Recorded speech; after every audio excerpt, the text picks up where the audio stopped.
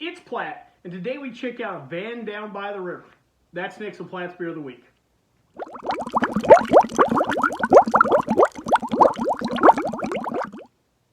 So the particular beer today is Big Blue Van. Comes to us from the fine folks at College Street Brew House and Pub. They opened November 16th, 2011 in Lake Havasu, Arizona.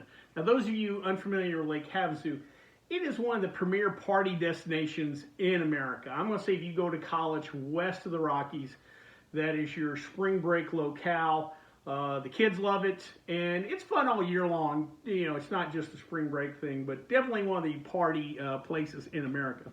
It was founded by a gentleman named Pirate John Hughes, whose motto supposedly is beer, boats, and babes. Let's just say me and John can get along, all right? I'm just going to say that.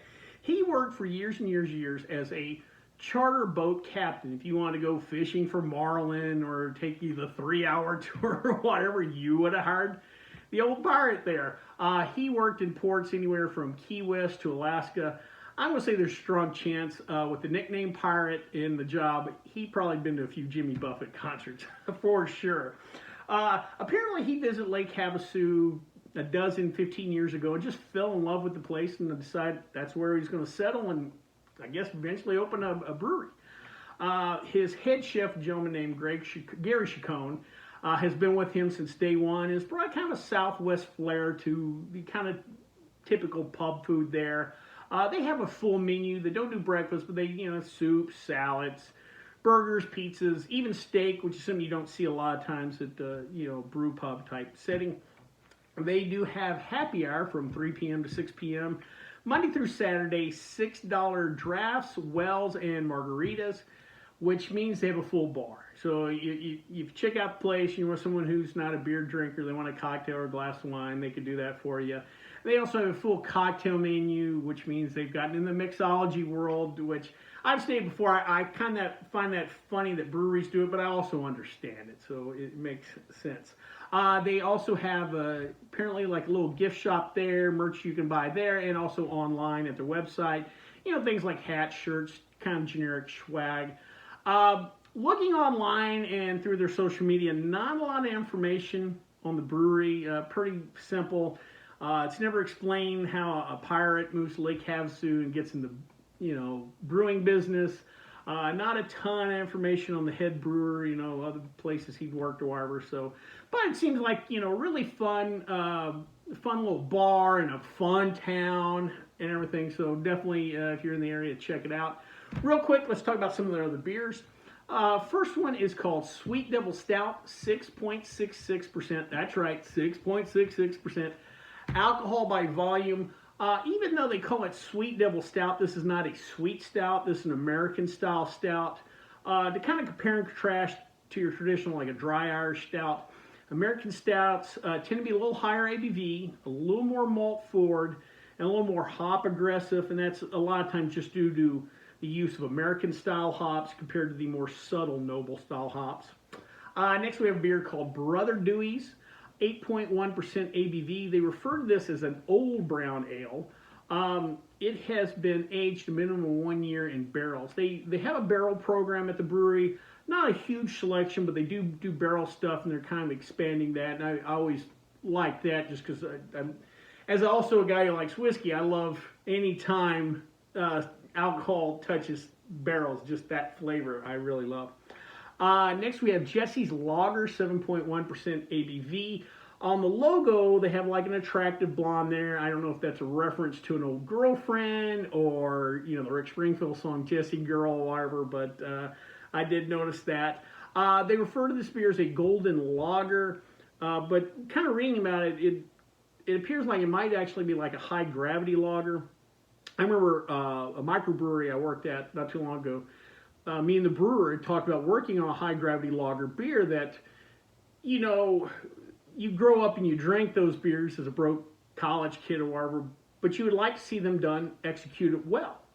Because, you think of something like a golden ale, that's a really great beer, and it's a higher gravity but golden beer. But anyway, just always thought that style of beer was an underappreciated style of beer. Lastly, we have Animal House Amber. Sorry about that. 5.4% ABV. This, of course, an homage to the classic movie Animal House, which is about drunk college kids. And so in Lake Havasu, if you have brewing in Lake Havasu, that definitely works out. They say in their little blurb about the beer, they'll inspire you to yell, "Toga, Toga, Toga." Of course, we all get that. Well, before we try this particular beer, though, let's check out the stats.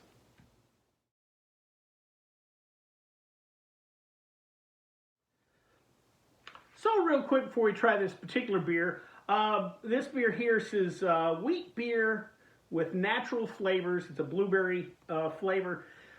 This style of beer, whether you want to call it fruit wheat, flavored wheat, right, whatever, has become really popular style of beer, and it works perfect with summertime. You know, wheat beers are so drinkable, and then you add different fruit flavors, really lends itself to that. And so today I thought I'd talk about, you know, suggest some other of these fruited wheat beers that are out on the marketplace. First is Passion Fruit Kicker, 5.5% ABV. Comes to us from Green Flash Brewing, one of the bigger craft breweries out there. Passion fruit, just in fun tropical flavors. Again, works perfect for a summertime wheat beer. Next, we have Road Jam, 5% ABV. Comes to us from Two Roads Brewing. This is made with both red and black raspberry. Something you don't see a lot of is black raspberry out there. Next, we have a beer called Grass Monkey, 5.4% ABV. Comes to us from Sweetwater Brewing. This is a combination of real citrusy hop. They're really pushing the citrusy thing on this beer. Citrusy hops, lemongrass, and either a little bit of lemon juice, lemon peel. I remember reading there was like some additional lemon added to it. They're really pushing the citrusy, lemony thing. Again, you think about summertime lemonade or, you know, lemon in your iced tea or whatever. Lemon works in the summertime for sure. Lastly, we have Lovebird, 4.4% ABV. This comes to us from Jackalope Brewing. I just love that name. It is it's flavored with a combination of raspberries and strawberries. Now, I've always found it fascinating that of all the berries that are out there, you know, that get used in different, either it's beers or vodkas or whatever spirits, strawberries are always kind of the back of the bus. The raspberry, blueberry, you know, I even see some more blackberry kind of stuff, but strawberries, for whatever reason, you don't see a ton of, but that's kind of cool to see it in combination. All right, well, enough of that. Let's drink this wheat beer.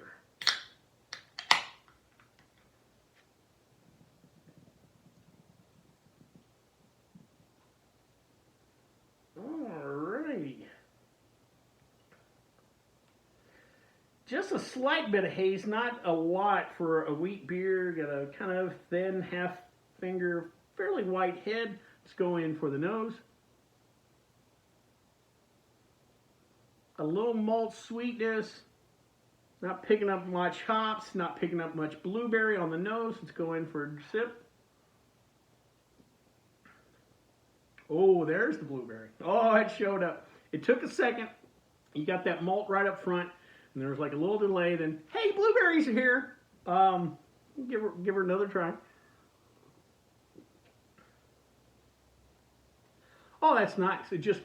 It takes a second, but the blueberries come in. It's not over the top, but it's a little stronger than subtle. I'm not too sure how to explain it, but it's there. And it kind of sits for a minute, doesn't overpower you, but the blueberry is definitely there. Body on this beer is lighter.